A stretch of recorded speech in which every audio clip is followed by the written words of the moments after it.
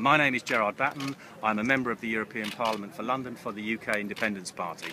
And we're here today outside the Grove Hotel where they're having the Bilderberg meeting because I'm one of those many people from many different political points of view who are asking the question, what are these people meeting for?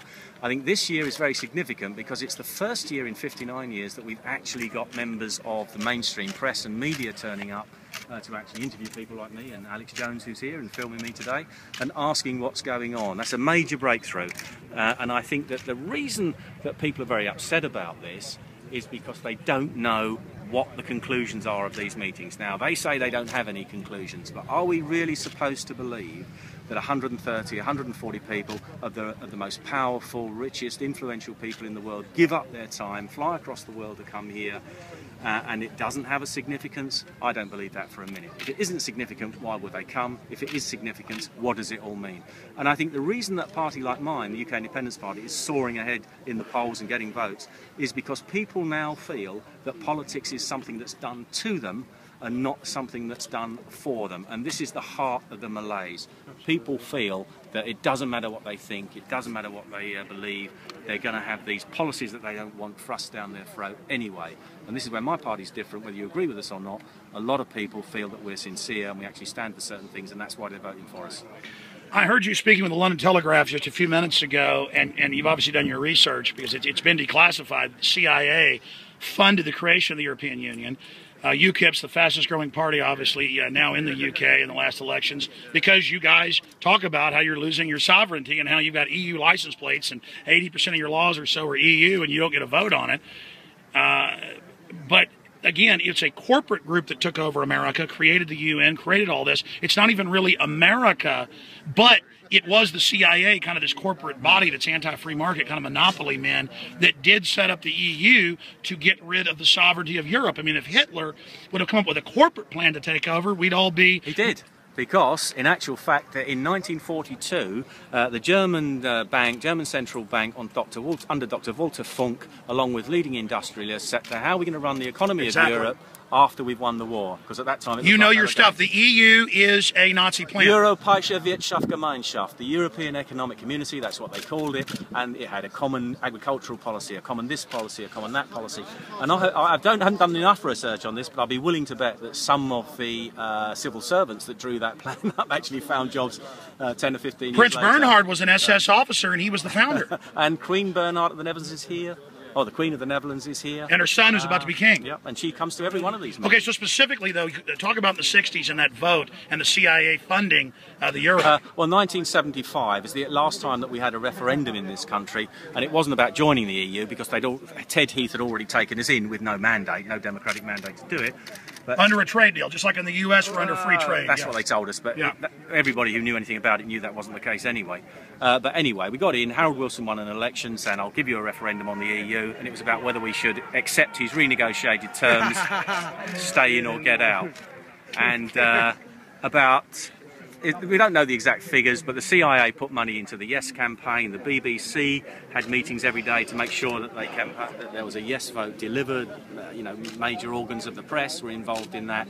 So the No vote were totally outspent and outclassed in terms of a campaign. So is this not a corporate takeover via EU government? Well, that was the CIA, so presumably they get their money from the government. So I see this as an instrument of American foreign policy at the time, because as Henry Kissinger said, who do I talk to when I want to ring Europe? He doesn't want to ring 20-odd individual nation states and have to worry about dealing with them. He wants to deal with one centralised authority, a United States of Europe. So I see this as your corporate idea may well be very valid. Well, sure, it's Bilderberg that gives the orders in the U.S., though. It's the main contingent is Americans and Brits, and then some EU. We've gotten their minutes. We've gotten their documents. They say what you just said. Carroll Quigley, who was allowed into their minutes in the 60s, wrote Tragedy and Hope, and he said, autocratic thing run by central bankers, end of freedom, controlling both major parties and countries, Democrat, Republican, Labor, Tory, creating the illusion of choice. The fact that UKIP's getting so popular, speaking out against the New World Order, they criticize you guys then, but it only makes you more popular.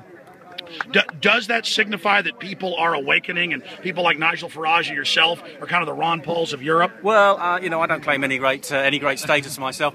Basically what we're doing, I think, is asking the questions and trying to come up with some answers. And I think more and more people are aware that politics is not being run for their benefit. And you know, people talk about this being a capitalist system. This isn't capitalism. Capitalism is supposed to be fair and open with a free market, and that's not what you're getting now in the modern world, where things are stitched up corporately, as you rightly point out. So it isn't a crisis of capitalism, it's a crisis of democratic government and a fair economic system. Sure. Last question. This huge lobbying scandal, members of parliament resigning and things, isn't this the big lobbying scandal right here? They've gotten in trouble for criminal lobbying before, back in the 70s with the Lockheed Martin scandal and Prince Bernhard. Well, I think that the George Osborne, who's here, who's a minister of the government, as indeed Kenneth Clark, may well be in breach of the ministerial rules, because that lays down that they're supposed to be open about who they're talking to, and particularly with members of the press, they're supposed to log every meeting, and you've got people here who own vast swathes of the media in one way or another. So I think there may well be some questions asked, but I wouldn't hold out much hope of actually anything being done about it. Is UKIP going to call for criminal investigations of this? Well, I think what we'll do, when I get back to my office, I'm going to be looking at the rules in detail and writing to David Cameron and raising the issues that I think are relevant. So we'll do our best. But I've written many letters, Alex. A lot of them get ignored and don't often actually result in much action. But big things have small beginnings. Yeah. If you could speak for 1 minute to the Bilderberg attendees, the royalty, the people, the corporate barons, the government regulators, the EU bureaucrats that are arriving with people that they regulate, if you could say 1 minute of words to them, as a member of the European Union Parliament, what would you say to them? I would say, if you are really here to talk about things in the public interest, which is what they maintain, why do you think you can achieve it in secrecy? Why wouldn't you achieve more by being public?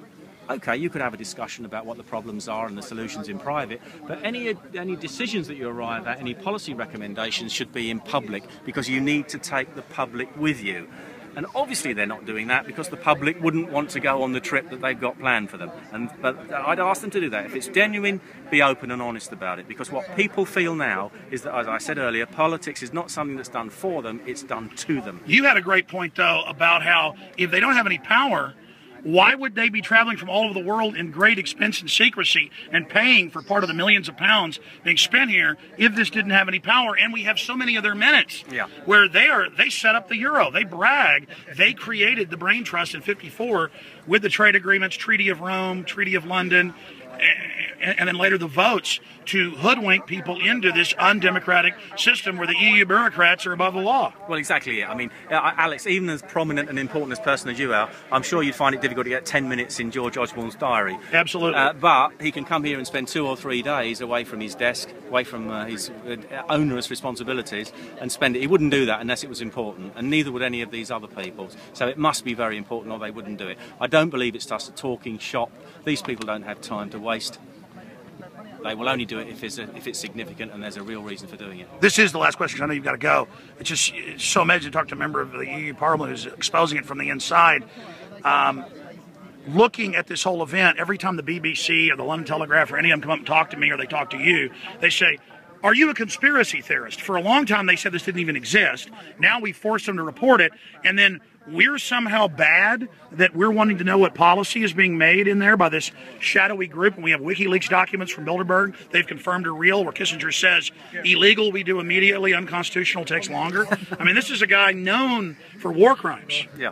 I'm sorry, I've forgotten what your question was there. I'm sorry. What do you say about them using that throwaway term of conspiracy theorist? Well, I say, what's the definition of a conspiracy? It's 2 or more people meeting in secret to achieve an end, which might be illegal or illegal. So in the strict use of the word, it is a conspiracy, because we don't know what they're talking about, unless they have no objective at all and it's just a friendly chat over a cup of tea, which none of us believe. And I think the bigger conspiracy, in inverted commas, has been the fact that the media haven't spoken about this for 59 years and have allowed it to go on without any reporting. And I think that's the real conspiracy. And now hopefully that's come to an end, and the media are actually going to look at what. Wow! If it has no power, why was the media able to be shut up for so long? Well, they weren't shut up. Look who owns the media. The media is owned by powerful people, and those same powerful people go to meetings like this. So, in Britain, it's like in America, it's probably very similar. You've got a few powerful people that own newspapers or television stations, and of course they ultimately decide what's reported and what's not. Sir, thank you so much. How do we visit the UKIP website? www.ukip.org, or you can look at my website, which is www.gerardbattenmep.co.uk. I want to thank you for coming out to this, sir. Thank you so much. And we've got members of the German Bundestag going public saying they've attended and it's evil.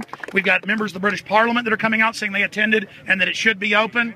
And now Bilderberg is really feeling the heat from our sources, including the BBC guy. He went in there to have lunch with them. He told us that on the phone. I came out, was interviewed by him, and he admitted they're feeling incredible heat and may even have a press conference. So it is unprecedented the amount of heat they're feeling. They don't like it. Great. Well, it's quite hot out here as well. Absolutely. Again, thank you, sir. You're welcome. All right, folks, great job. Let's continue. It really starts to kick off now. Infowars.com. Together for a picture, please. Right. Okay. Side by side. That's good. All right. Yes, sir. Nice to see you. Great. Thank you. I'm here until Monday. I'm flying out Monday morning.